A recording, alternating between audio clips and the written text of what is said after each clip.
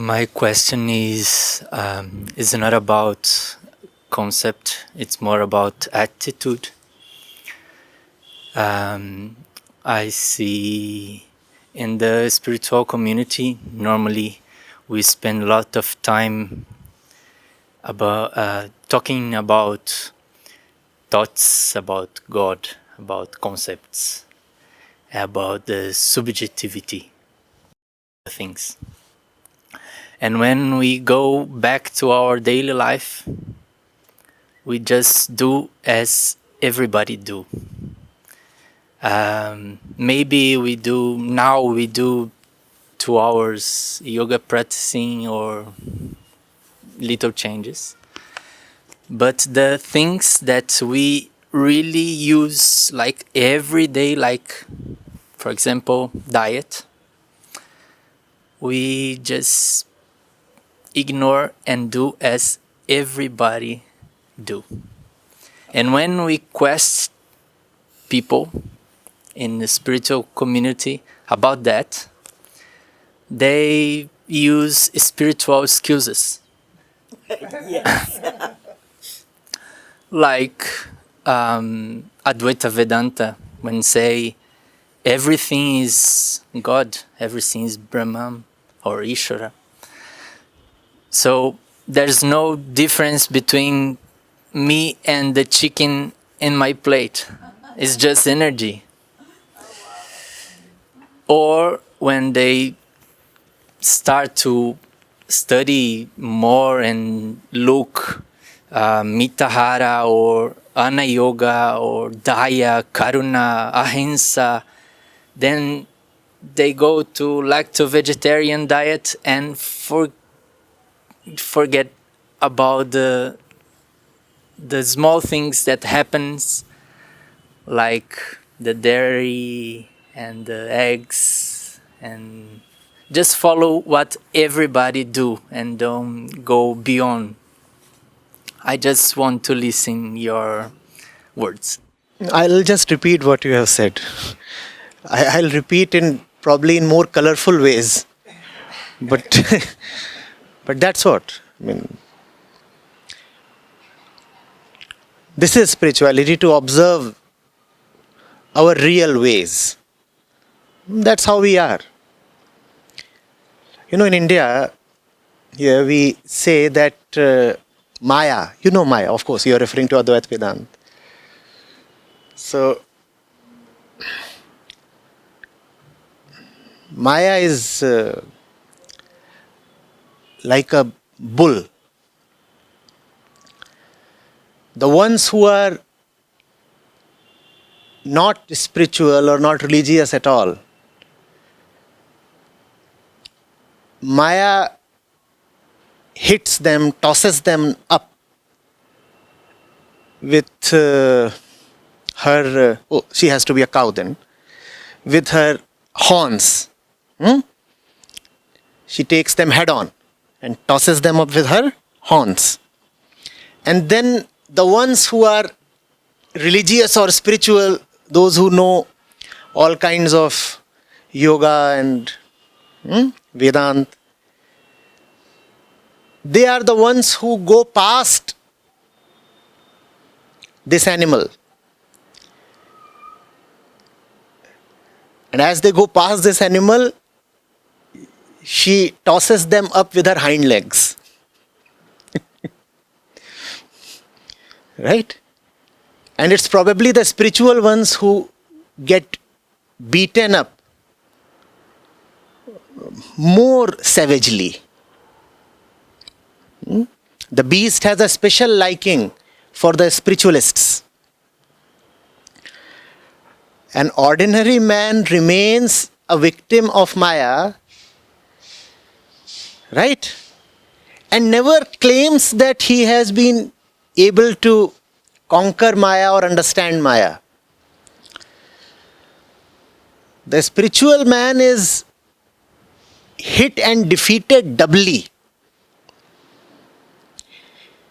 He remains as much a victim of Maya as the ordinary folk, but with the added confidence that he has been able to transcend the world or go across its traps and delusions.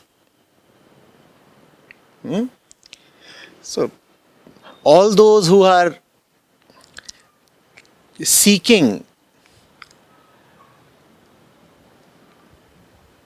to live beyond their little selves, all those who are seeking to have a life a little less ordinary, a little less mundane, a little less full of suffering, must be very honest in these small daily matters. You talked of diet. That is something very important to watch out. If you can kill an animal to have its flesh, then irrespective of your spiritual knowledge,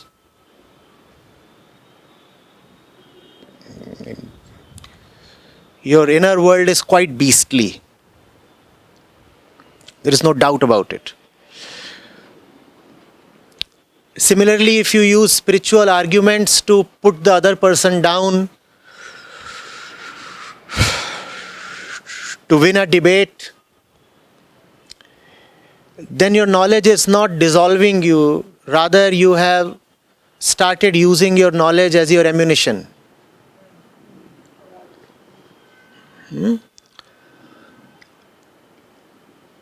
Ordinary people have ordinary egos.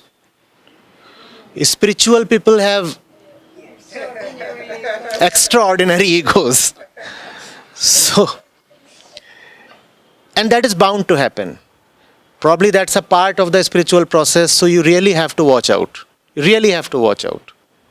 Knowledge that is meant to dissolve the ego can be so easily co-opted by the ego, and the ego can feast on all that knowledge. In this matter, what you require is purity of intention. Therefore, I keep coming back to the word honesty again and again. No text, no technique, no teacher can be of help if the intention itself is not quite pure. First of all, the intention has to be to go beyond one's bondages. If one is relishing her bondages, how can anybody come and help?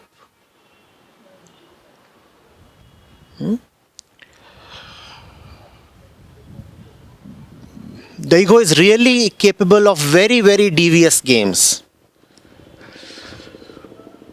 And there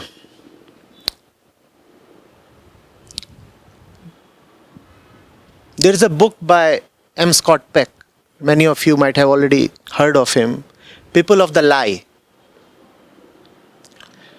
Every spiritual seeker must go through this. It is not a spiritual book.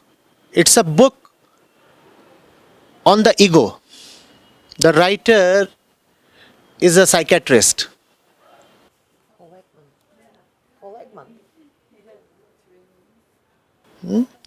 And he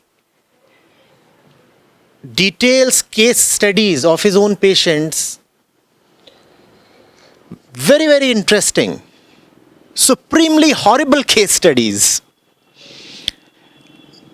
of the extent of self-deception we are capable of.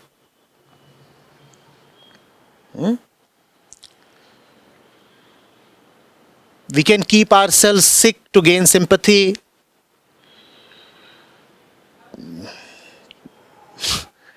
And that's just the beginning. There is so much more we can do. And that is, the reason why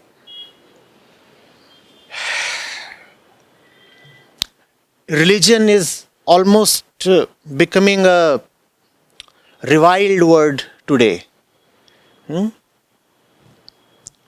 People are falling off religion more and more. It's become trendy to declare oneself an atheist. And for good reason. In the name of religion, there is exploitation. In the name of religion, there is war and all kinds of violence and terrorism and so much more. Superstition. Gullible people are being fleeced. So, the entire process is a double-edged sword, and the chances of one receiving harm rather than liberation are very high.